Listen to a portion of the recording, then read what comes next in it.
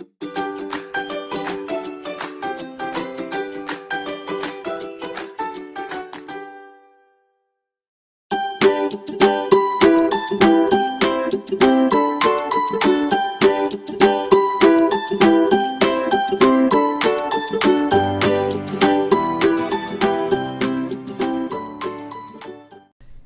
everyone, Sabrina here from Scrappy Tales Crafts, and today I'm showing you a bonus video for Trinity Stamps. I cannot seem to put down the Crafty Post stamp and die bundle. I've just been having a lot of fun with it. If you've seen my past few videos, I've created quite a few postcards with it, but for today I wanted to show you that you can put the postcards onto a regular sized A2 card base. So I'm going to start my first card by creating the postcard. And I'm going to do some ink blending. The heart stencils that you see me using are by Trinity Stamps. In that heart stencil bundle, you get the positive hearts and the negative. So right now I'm using one of the positive hearts, and I temporarily tape that towards the left side of my card panel. I cut this card panel from the rectangle die that came in the Crafty Post stamp and die set. And now I'm just blending on some inks. I think I used Squeeze Lemonade, Broken China, and I think this red color is Fired Brick. I'm only using 3 colors, but I'm getting a rainbow since those primary colors will mix and create secondary colors. The yellow and the blue will create a green in the middle, the blue and the red will create purple, and then the yellow and the red will create an orange. So you don't have to have every distress ink under the sun to create a nice rainbow. In fact, I only have 12 distress inks and 12 oxides, and I use them quite a bit. If you've watched my channel, you know 75% of the cards I make have ink blending on them, and I've never felt the need to purchase any more because I'm quite happy with the assortment that I have, because you can mix the colors to create other colors.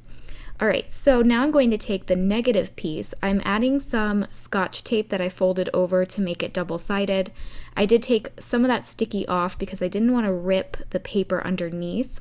And now I'm going to stencil on top of a stencil. The second one I'm ink blending through with the stars.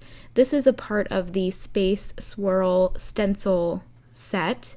Included in that set are 3 layering stencils, but I'm just going to use the 3rd layer because I really like these stars and the little circles, and I'm using my same distress inks to blend through that stencil. Again, I'm making sure to overlap some of those colors to create the purple and the orange and the green. You can see that I am moving my stencil so that I can blend on some more of those circles. Once I removed the heart stencil, I felt that it was just too white, so I'm going to go over the heart with whatever ink was left over on my blender brushes. By the way, the blender brushes I'm using are by Trinity Stamps, and I will have everything I use listed down below. So included in the Crafty Post stamp and die set, you get a hello word die. You get the shadow and the word itself. You also get this postage stamp frame that you can use to frame in your postcard. So I cut that out from black and just glued that on with my art glitter glue. Now I'm going to stamp the postage stamp from the stamp set. Oh my gosh, I'm saying stamp a lot. I'm also going to stamp out the snail. I stamped both of those images out with Memento Tuxedo black ink, and that's because I want to color them in with my Copics. I wanted the postage stamp outline to be black so it matched my postcard, so I'm taking a black marker and just going around the edge of that postage stamp. And I wanted the stamp to be rainbow colors as well, so I'm taking my Copic markers and coloring the inside in rainbow. I did not go in rainbow order, so the green and the orange didn't mix too well, but I knew my snail would be covering that anyway. And then I didn't like the white outline, so I decided to go over that with my same Copic rainbow colors. And you might have already guessed, but I will color in that snail in rainbow colors as well. So this video is for an Instagram hop that is going on today, March 15th.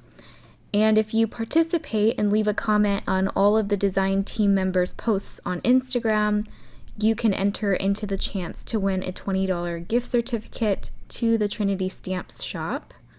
So I will have my Instagram listed down below in case you want to check that out. And I do showcase these cards in that post, so I figured I would just film the process of me making them and create a bonus video for this month. So you will be seeing 3 projects from me for the month of May.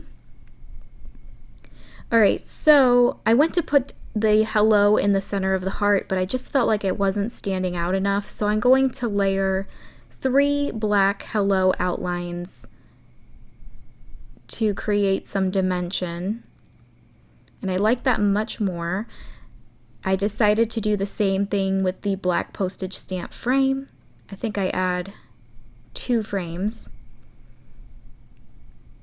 And I cut these from 100-pound cardstock, so it's much thicker than the 60-pound cardstock, so I didn't have to use as many frames. I'm going to glue down that hello word die in the center of the heart, and then I decided to pop up my postage stamp with foam tape. And then to embellish this, I'm going to take some fairy rock gems. These are also by Trinity Stamps, and they're probably my favorite embellishment. I do really like the pearls as well, but I love that these are iridescent and clear, so they take on the color that's underneath them. So I scattered those around in a diagonal, and that will finish the postcard. So I want to show you what this would look like on an A2 card. So I mounted it onto some pattern paper from my stash, and then I'm going to mat it onto some black cardstock that's cut to fit an entire A2 card base. So I'll just glue that down onto one of my 110-pound white Nina card bases, and then that will complete my first card. For my second card, I wanted to create a birthday card using this cupcake from Sweet Surprise, and I created this exact cupcake in a previous video, so if you've already seen it, you can go ahead and skip forward. I will leave a timestamp, but in case you haven't seen me color this cupcake, I will show it to you in this video. I absolutely love this pink combination for frosting. I think I used R85, R83, RV32, and RV02, which sound very far apart, but if you use markers ending in the same second number, so RV32 and RV02, since they both end with 2, they will typically blend together very nicely, even though they're far apart in number. And normally I like to leave some white space still showing through on frosting because leaving some white will create a shine. But since I did a center highlight, I thought it would be weird to have a white center. So I did end up covering it completely with my RV02. But if you did a left or right highlight, I think that would be really pretty. So I wanted the cupcake wrapper and the sprinkles to be rainbow colors. So you can see as I'm coloring the wrapper, I'm also adding the color onto the sprinkles. Now I messed up the order of the rainbow. For some reason I put 2 purples fairly close together, but I think it ends up looking okay anyway. So I'm just going to finish up the orange, and that will complete the wrapper and the sprinkles. And then I wanted my cupcake to be vanilla, so I'm going to first color it in E11, that's my mid-tone. My darkest tone is E13, and then I'll go over the highlight with actually Y11. Again, Y11 and E11 are going to blend pretty nicely together, and I felt like the yellow added the vanilla color. Alright, so you can see I die cut a pink frame from that Crafty Post die set. Okay, so now I'm doing some ink blending onto a white panel, and the stencil that I'm using is called Confetti, and it is a layering stencil, so you can get 2 layers of confetti, but I'm just going to use one of the 2 stencils and blend some ink through it. I'm using the same 3 colors to create another rainbow background. You can see I'm shifting the stencil downwards, and I am moving it around to get some more confetti pieces all around my panel. You can see I'm going to go back up to the yellow, add some more confetti up there, and now I'm going over the yellow confetti at the bottom with my red ink blender tool to create orange. Okay, so I laid my cupcake over. I felt like I needed a few more confetti pieces on the sides of this panel, so I'm just gonna take that stencil again and just do some more blending.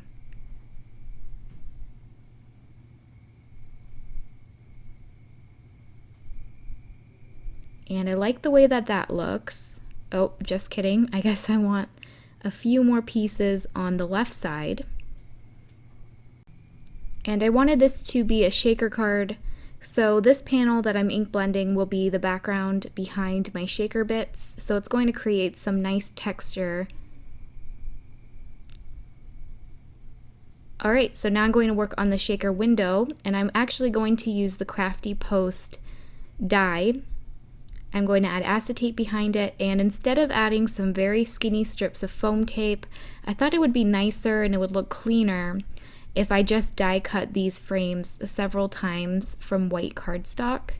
So I will layer up 4 of these dies together.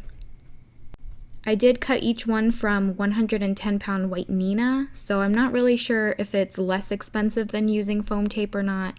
You do have to use 2 layers of foam tape typically, but I just feel like this looks much cleaner. I'm actually also going to add a black frame towards the bottom. I knew I was going to use a black mat, so I had an extra black one. I just added that to the stack, and then I'm going to attach the pink frame with the acetate behind it on the top.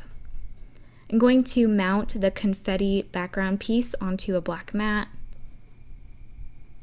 And then for my shaker bits, I chose sprinkles. These are both by Trinity Stamps, and these are actual cupcake sprinkles. They're really cute. I think they're made out of enamel. And then the second set of confetti pieces I'm adding in are like rainbow balls, like kind of like beads, but without the holes. They're really cute, and they match the colors in the sprinkles. So I added quite a bit to the shaker. I was not stingy, which I normally am. I'm going to add art glitter glue behind the frame and attach it over the confetti panel, and that will complete my shaker. I think that looks super cute. I love how that turned out. So I'm going to adhere my cupcake towards the top of the shaker window so that I can add this sweet word die, and I believe this is from Sweet Scenty Mini. And you can buy the coordinating stamp set to go with the sweet word die. So I stamped out Wishing You A, and then Birthday, I white heat embossed it on some black strips of cardstock so that the sentiment reads, Wishing You a Sweet Birthday. I'm going to adhere that black panel onto my card base. Here I'm just showing you how that frame turned out. I think it looks much cleaner than foam tape, and I think I'm going to continue doing that, at least for some really skinny window frames. I am really happy with how this turned out. I love that the confetti ink blended background matches the colors in the sprinkles. I'm going to pull in the first card that I created. I hope that I was able to give you guys some ideas on how to use the Crafty Post stamp and die set bundle. I have created quite a few postcards with it, and it's just such a versatile die set. It is definitely my favorite product from the latest release. And if you haven't yet already, go ahead and subscribe to my channel and hit that notification bell so you're notified when I post a new video. Thank you guys again for watching, and I'll see you next time. Bye!